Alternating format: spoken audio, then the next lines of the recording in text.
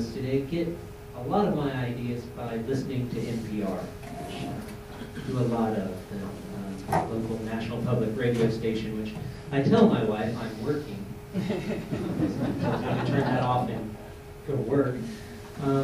But I was listening one day to Science Friday on Top of the Nation. They had a scientist on there who's working on issues of aging, actually.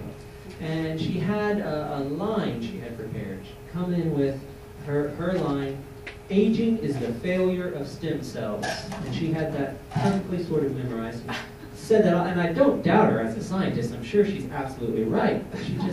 She said the line so often, "Aging is the failure of stem cells," that I started to feel a little defensive for my poor stem cells. They were doing the best they can. I'd always sort of just followed the script.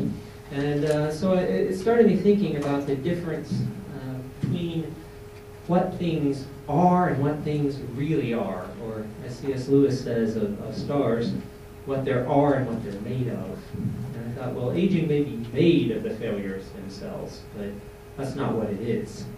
And so thinking about that, I wrote this poem. It's called, in quotation marks, "Aging is the failure of stem cells."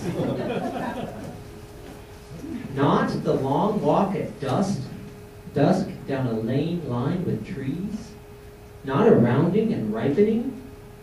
I had the impression it was concentric overtones of a bell just rung, a glow around the horizon, a sort of amen. I think maybe it's a simmering pot, or, too often, fingernails dragging over tin, a broken violin, but the failure of stem cells? If, in the future, we correct this failure, we will prop heavy windows with volumes of Horace, level the table legs with the Chinese book of songs. How will we identify where wisdom ought to sit, distinguish good paper from the frailty of plastic? Give me at least a tree devoid of leaves. Aging is the failure of stem cells, the scientist says. No, I've seen it happen, and it's a poem.